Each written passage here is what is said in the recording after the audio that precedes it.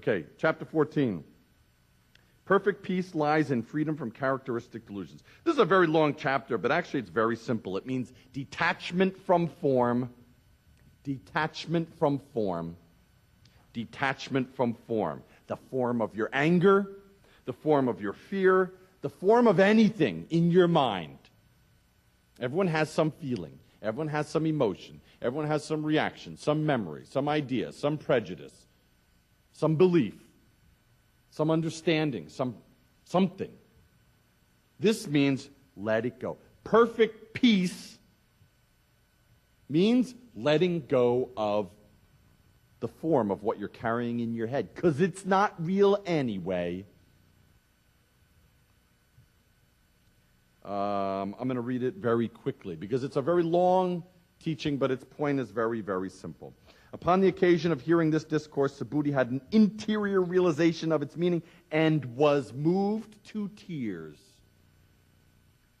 Subhuti is so grateful to realize how liberating, how liberated he already is.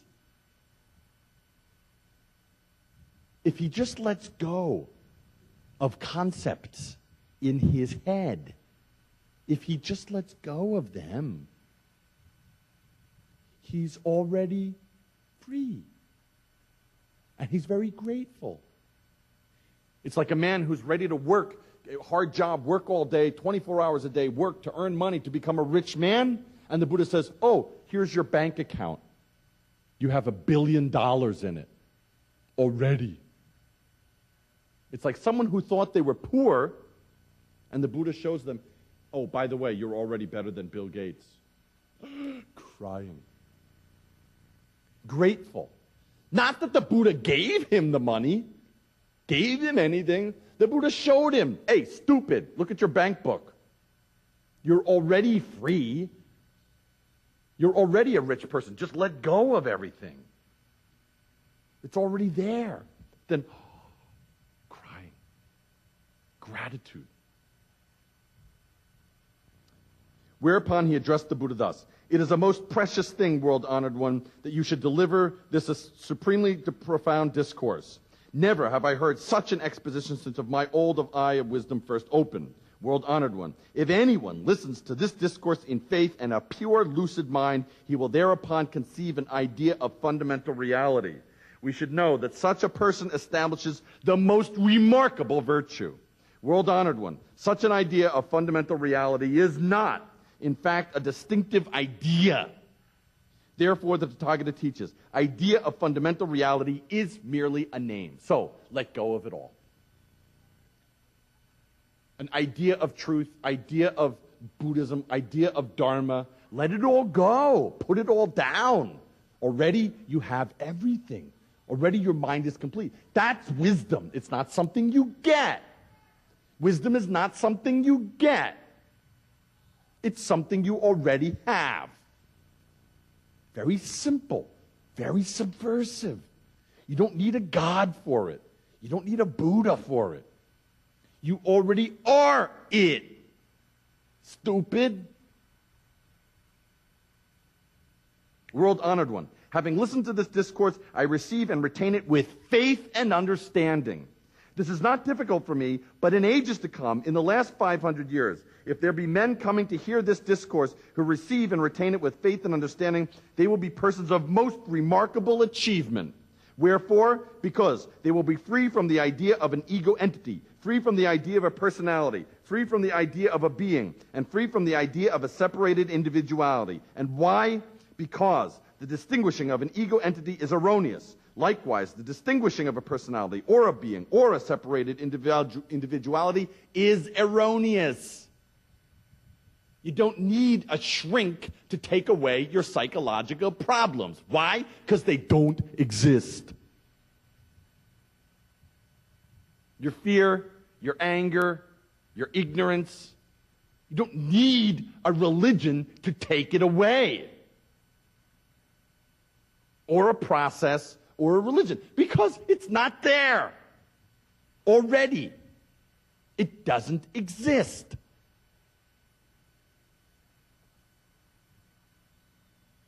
Likewise, the distinguishing of a personality or a being or a separate individuality is erroneous. Consequently, those who have left behind every phenomenal distinction are called Buddhas.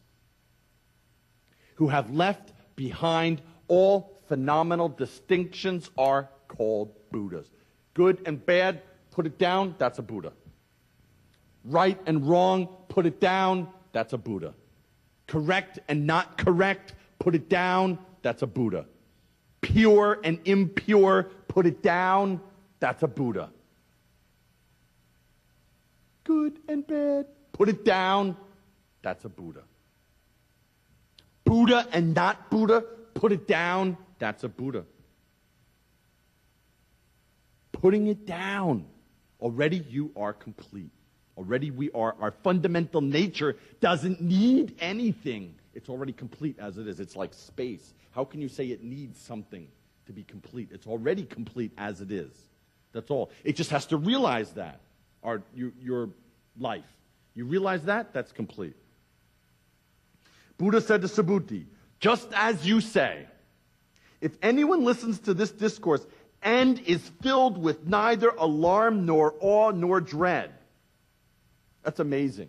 If you can hear this teaching and not be freaked out by it, not be scared by it, it's scary to some people that there's a teaching that's not a teaching. Everyone wants to hold on to something.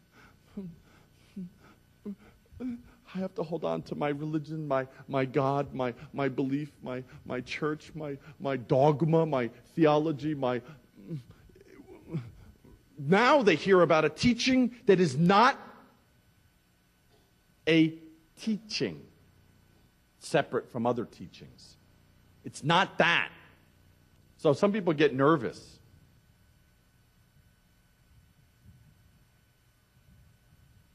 Some people get worried.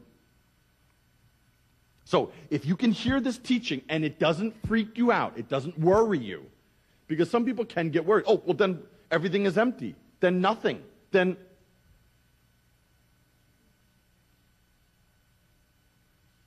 I don't need to do anything. I don't need to care about anything. I don't need to make any effort. No, it's not that. If you can hear this teaching and not fall into that, not attached to emptiness, you are a person of great merit and great karma. It means that you have made great karma. You have some insight already from a previous life maybe into this. Wherefore, because Subhuti, the Tathagata teaches that the first perfection, the first paramita, the first paramil, boshi, is not the first perfection. Such is merely a name. So, don't worry about anything. Just put it down. Just put it down and do it. When you see the sky, you see the sky's blue. When you see a tree, you see trees green. When you hear the fan, you hear the fan. That's all. That's your life. You don't need any special understanding of it in order to function. Just see, just hear, just smell, just taste, just touch, just think as it is. That's already enough. But everyone wants to hold on to something to get through their life. Some religion, some belief system, some dogma, some ideology, some practicing. Subhuti, the Tathagata teaches likewise that the perfection of patience is not the perfection of patience. Such is merely a name. It's a beautiful story, and I'll say it very quickly. The Buddha talks about a past life, about his own patience mind. He was a suhengja in his past life before he became Buddha called Kshanti. And he was out in the forest just meditating, and the king was out there with all these beautiful women who were with him. His harem had 20 wives, and they have all this food, and they're out in the forest playing and dancing and having a party. And the king fell asleep. And then the women saw this beautiful, handsome monk meditating in the forest and came up to him and started talking to this wonderful, handsome monk. It was Kshanti. And he started talking to them about patience. forbearance, really. Forbearance, endurance. And as he was talking to them, teaching them, they were all very happy. And the king woke up and he saw this and he got very jealous. He saw this beautiful, handsome monk talking to these women and he got very jealous. And he said, okay, you teach forbearance, you teach endurance. How about I cut off your nose? How about I cut off your ears? How about I cut off your lips? How about I cut off your arms? How much endurance do you have now? And the Buddha just went. The guy cut off his nose, cut off his ears, cut off his lips. And the Buddha didn't move. He had pity on him. When the Raja of Kalinga mutilated my body, I was at that time free from the idea of an ego entity, a personality, a being, and a separated individuality, like Jesus being beaten before he's hung on the cross. Wherefore, because then, when my limbs were cut away piece by piece, had I been bound by the distinctions aforesaid, feelings of anger and hatred would have been aroused within me. Subhuti, I remember that long ago, sometime during my last 500 mortal lives, I was an ascetic, practicing patience. Even then, was I free from those distinctions of separated selfhood. Those distinctions of separated selfhood. Therefore, Subhuti, bodhisattvas,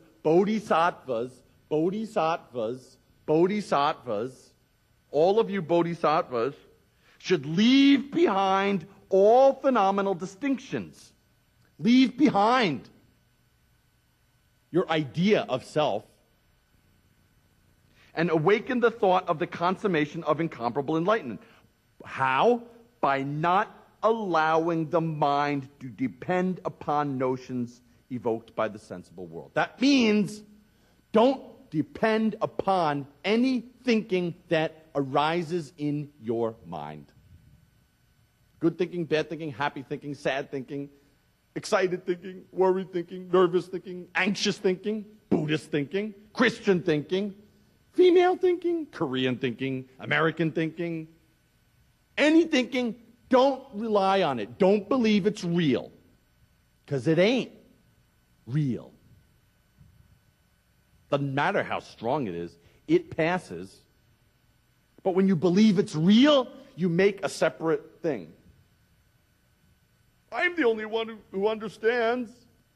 You don't. You've made a separated individuality. So you cannot endure the suffering of this world. By not allowing the mind to depend upon notions evoked by sounds, odors, flavors, touch contacts, or any qualities. The mind should be kept independent of any thoughts that arise within it. Boom! The Sixth Patriarch heard this line. The Sixth Patriarch heard this line and boom, got enlightenment. Huineng heard that sentence. The mind should be kept independent of any thoughts that arise within it. If you need to write down any one thought and put it on your bedroom wall, if you want to write down one sentence from this, you can. I don't encourage you to, but some people like that style. Just that sentence. This is the most important sentence in the whole sutra. The most important teaching in the whole sutra. Many people have read this line or chanted this line and boom, got enlightenment. This is the whole teaching of the sutra. The whole teaching of the sutra is mind should be kept independent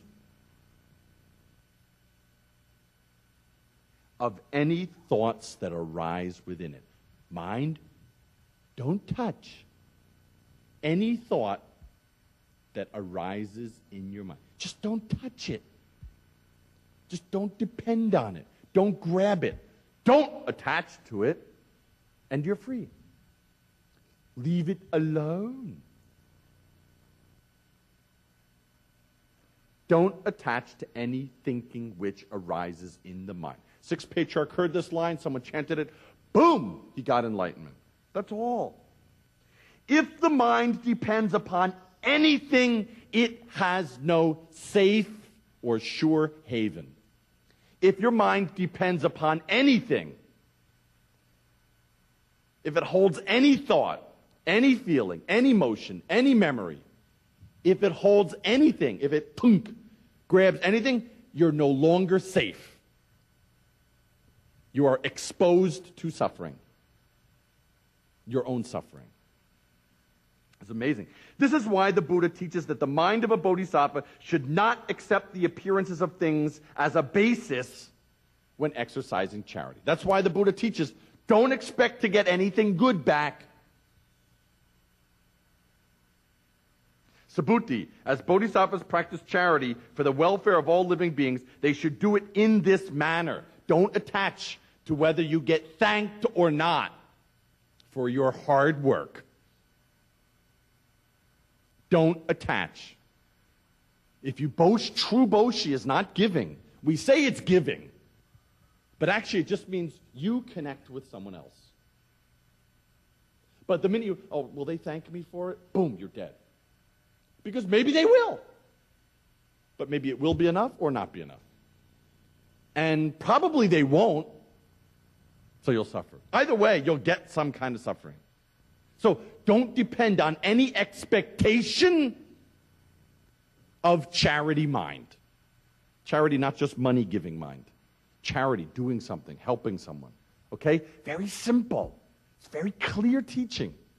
Don't attach to anything which arises in the mind. Very simple. Subhuti, the Tathagata, is he who declares that which is true. He who declares that which is fundamental. He who declares that which is ultimate. He does not declare that which is deceitful, nor that which is monstrous. Subhuti, that truth to which the Tathagata has attained is neither real nor unreal. The truth that the Buddha attained, the truth that you attain when you hear that saw going off outside or the fan, that truth that you hear, it's not real. And it's not unreal. Just hear.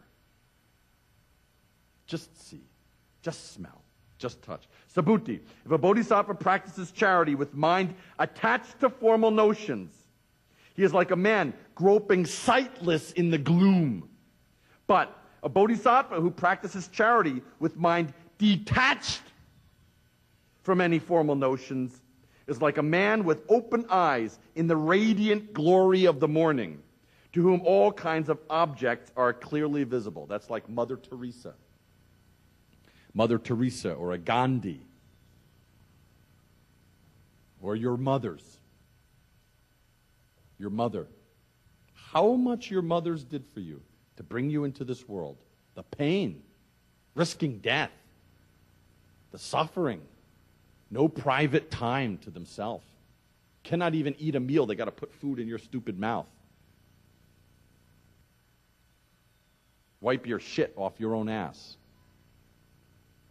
Never ask for thanks. If a mother asks for thanks, never raise this child. That's a true bodhisattva. Subhuti, if there be good women and good men and good women in future ages able to receive, read, and recite this discourse in its entirety, the Tathagata will clearly perceive and recognize them by means of his Buddha knowledge. And each one of them will bring immeasurable and incalculable merit to fruition. That just means Buddha sees Buddha. Buddha sees Buddha. That's all. Buddha sees Buddha. How do I know that? How can I prove that Buddha sees Buddha? We can prove that in Buddhism. Buddha sees Buddha. How do you prove that?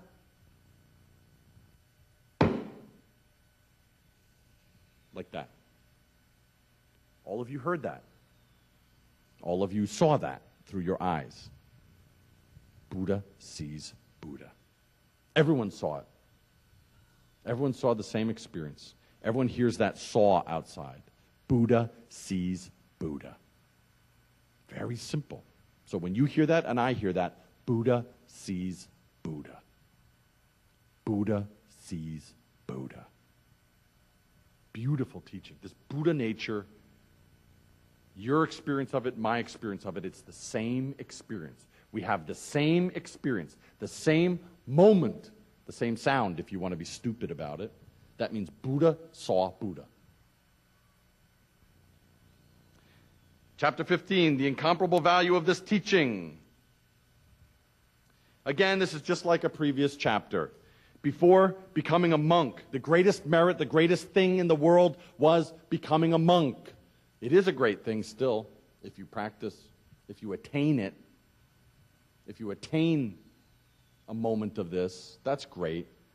But the Buddha is saying here, in Mahayana Buddhism, yeah, that Hinayana style is not bad, not good. But greatest merit is you get this teaching. That is the greatest. Whether you have hair or don't have hair, that is the greatest merit. That's the greatest Buddha Dharma Sangha. Okay? Very simple. Subhuti, if on the one hand a good man or a good woman performs in the morning as many charitable acts of self-denial, getting up every morning, 3,000 bows, then give all your money away, then clean the temple, then go and give food to poor people, then give blood in the afternoon. That's great merit.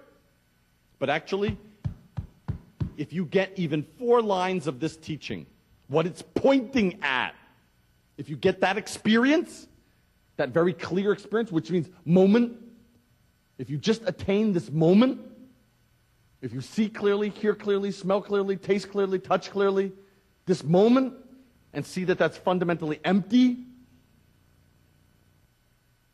that it's not good, bad, pure, impure, near, far, Buddhist, Christian, male, female, Korean, American, if you get that, that's better than simply becoming a monk.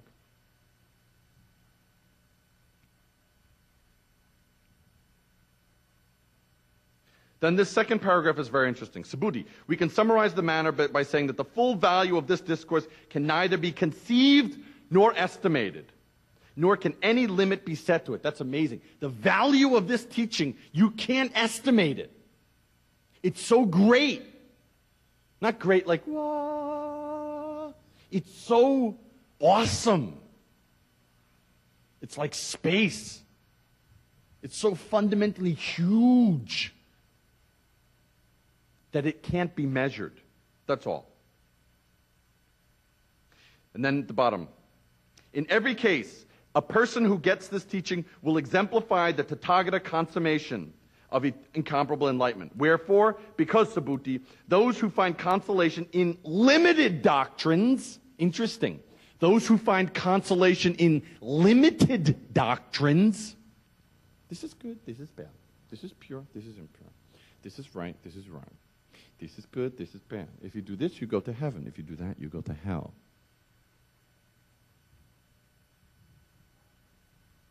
Watch.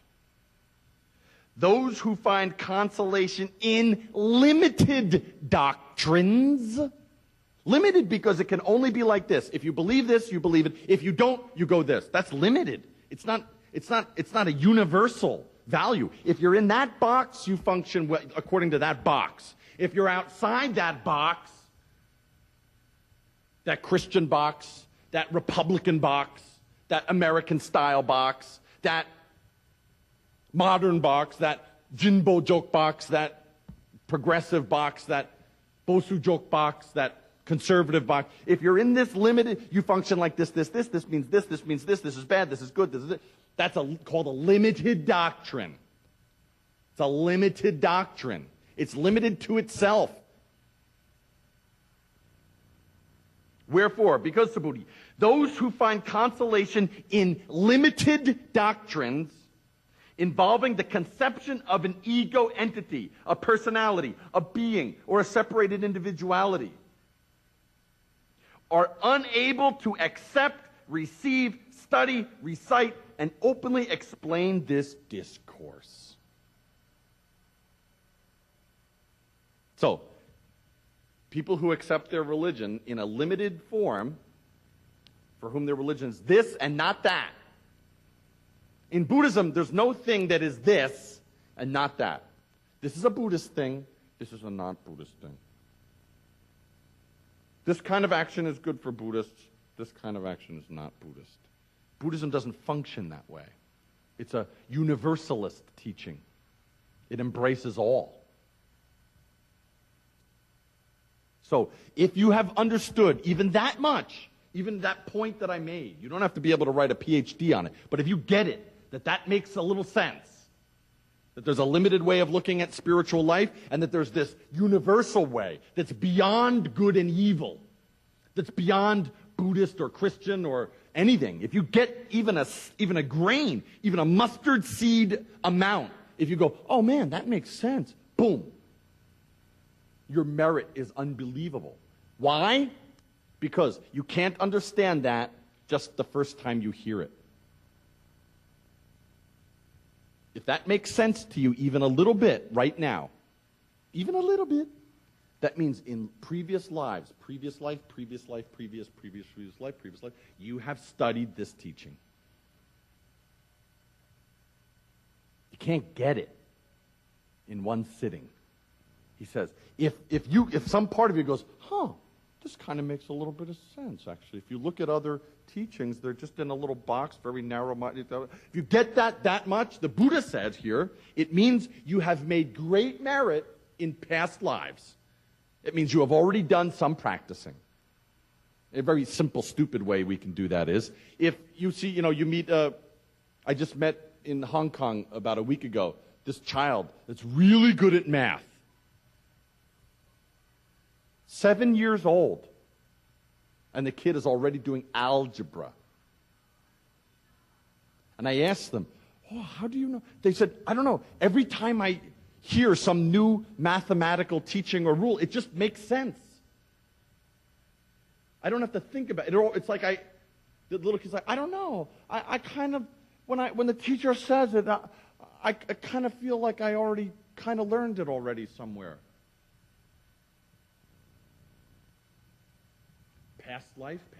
It's like Mozart pops out, boom, he's playing the violin. Actually, it wasn't the violin, it was the harpsichord, the keyboard. That's what the Buddha is just saying the same thing about that. So if this makes any sense to you, congratulations. You've been practicing this for many lifetimes.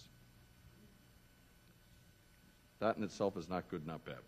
Subhuti, in every place where this discourse is to be found, the whole realms of gods, men, and asura should offer worship. For you must know that such a place is sanctified like a shrine and should properly be venerated by all, with ceremonial obeisance and circumambulation and with offerings of flowers and incense. That means that better than a holy temple, better than a holy place, better than a pilgrimage location, better than some stupa or pagoda or Palmandaejanggyeong, better than that is one moment where you go, this makes sense. I don't completely get it, but that is a holy spot. Wherever a place, a mind can go, this view seems right. Boom. That's a truly holy place. Because look at the world. How many people can do that? How many people can do that? How many people can look beyond their little religion box, their little Korean mental box, their little American mental box, their Uridang mental box, their, what's the other one? Hannaradang mental box, their conservative mental box. Whoever can go outside that and see there's this Ujugatan Jili, that there is this universal view that good and bad cannot touch. Anyone who can rise that conception, that's a holy act. Because it's so rare. It's so impossible. Who's doing that? Turn on the news. No one is. Especially in religion. So this sutra is pointing to that. That act where your mind goes, in all creature activity, that's rare. The squirrels aren't, the dogs, the cats, the fish aren't. If you can do that, that spot is worthy of respect. Okay, chapter 16.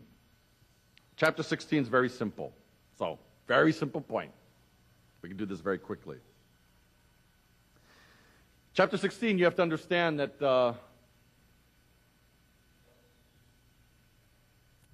In the Theravada view, the Hinayana view, in the original Buddhism view, until this sutra came out, they believed that the karma that you have, the karma that you have is from many lifetimes, and it takes many lifetimes to get rid of it. And you get rid of it in stages. You're a once returner. No, you're called a thrice.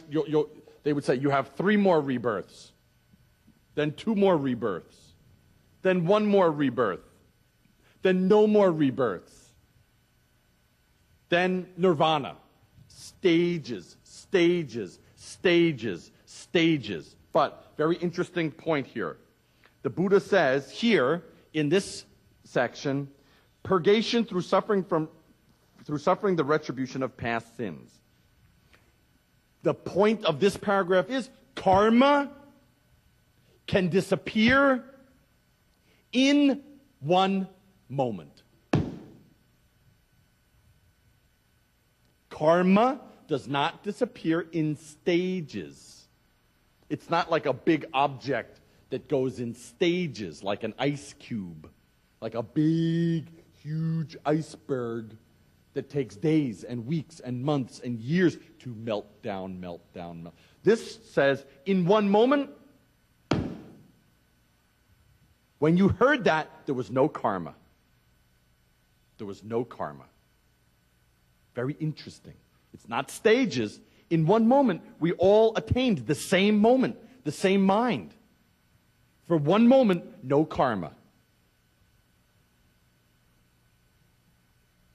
Furthermore, Subhuti, if it be that good men and good women who receive and retain this discourse are downtrodden, their evil destiny or their heavy karma is the inevitable retributive result of sins committed in their past mortal lives.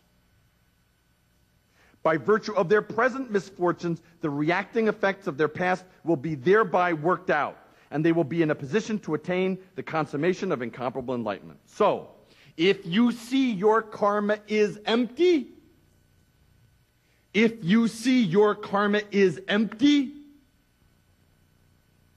karma is gone. In a moment. Your evil karma, your heavy karma, your sad karma, your angry karma, your confused karma, your anxious karma, your nervous karma, your desire karma, your fear karma. If you realize in 1 moment that it's empty, it's gone. That's all.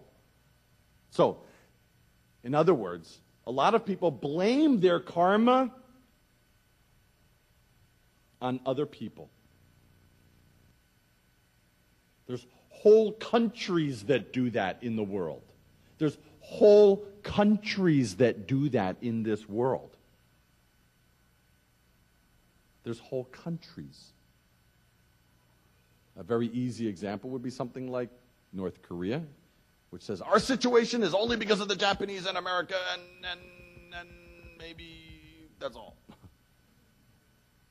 That's why we're having a hard time. Not anything else. We're doing everything okay. But they made this problem. Therefore, or many countries in the Middle East do that. We have a bad situation because those people did something some years ago. Yeah, maybe that's true in some way, of course. But that's not a true understanding of the nature of karma. So, karma is, I make something, I get something. I make something, I get something. Ja op, ja dukida. Ja op, ja dukida. In Judeo-Christian tradition, you sow, you reap, you harvest what you planted.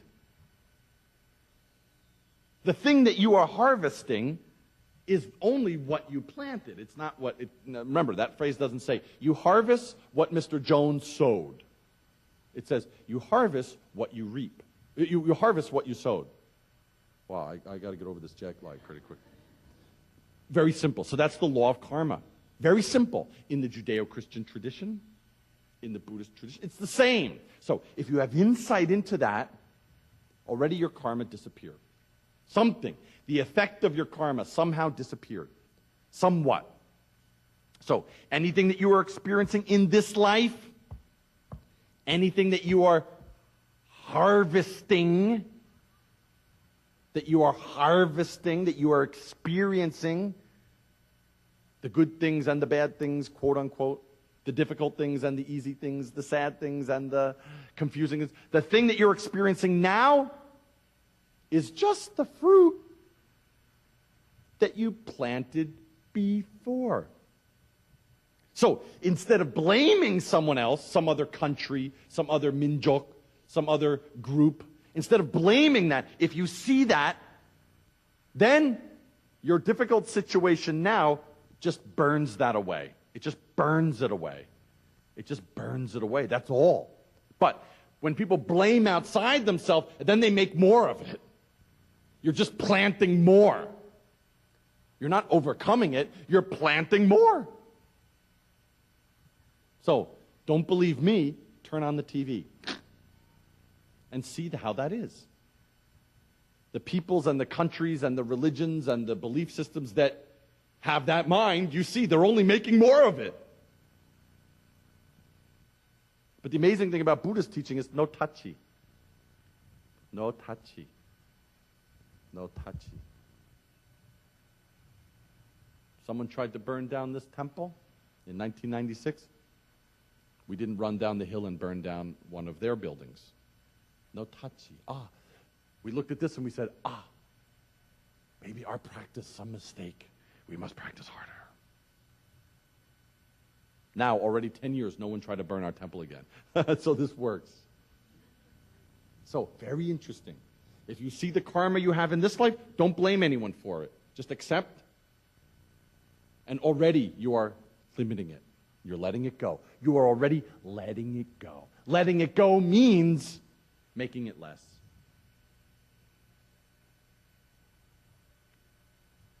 And it happens not in stages like Hinayana, next life, and the next life if you practice hard, and the next life if you practice hard, and then if you practice hard, next life you become a once returner, a twice returner, stages of life. No.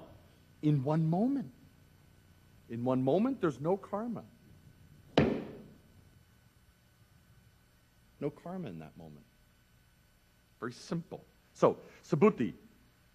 I remember the infinitely remote past before Dipankara Buddha. There were 84,000 myriads of multi-millions of Buddhas, and to all these I made offerings. Yes, all these I served without the least trace of fault. Nevertheless, if anyone is able to receive, retain, study, and recite this discourse at the end of the last 500-year period, he will gain such a merit that mine in the service of all the Buddhas could not be reckoned as 100th part of it. Not even 1,000th part of it. Not even 1,000 myriad multi-millionth part of it. Indeed, no such comparison is possible.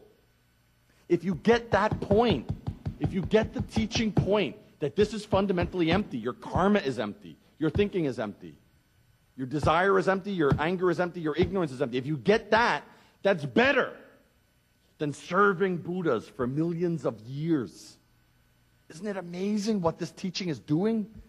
It's not saying become a slave to Buddhism, become a slave to ritual, become a slave to practicing, become a slave to that. I remember this monk, a friend of mine, his teacher is a very great monk, and he said to this other kunstnim, he said, my teacher is very great. He never missed one kyolche in 35 years. He never missed one dongango, one haango. In 35 years, he never missed a kyolche. And in the middle kyolches too, he never missed one day of one kyolche. He still is practicing every day, he said to this other kunstnim. That's my teacher, he's great. He never missed 1 hour of one kyolche. He's great, that's it, great. He's like a diamond. He said to this kunstnim in Sobeksa, he said, my teacher's great, never missed any practice. And the kunstnim said, I'm sorry to hear that. I'm sorry to hear your teacher hasn't yet realized that. So he should do another one. And another kyolche. I'm sorry to hear that. So it's not the form of doing the Chogye. It's not the form of, I did this, that's another one. I did this, that's another one. I'm this level, I did this person only does this. It's not that. That's already hell. It's already suffering. It's already not Buddhism. Something like Christianity, maybe. But if you get in this moment that your thinking is empty, fundamentally, you don't need 35, 100, 500 Chogyes. You don't need anything. You don't need Buddha. You don't need God. You don't need anything. So that's amazing, this teaching. What a liberation. Better than serving the Buddha is. I mean, what religion says that? Where do you find that kind of a teaching? Better than serving God. Imagine this. Better than serving God is help your fellow man. That's all. End of story. You won't find that anywhere. So this is an amazing teaching. So the Buddha says, I got great merit doing this. I got great merit, the Buddha says, serving all these Buddhas for many lives. But if you get this teaching right now, that your thinking is empty, that's better than what I did for all these Buddhas. Do you like that? That's amazing. So this is truly a teaching of liberation. It's all back to you. It all goes back to you. It all goes back to you. Wow, how wonderful. It doesn't depend on any form, any obligation. It doesn't depend on that. How good you did or didn't do that. It doesn't depend. How you keep your mind right now. That's all.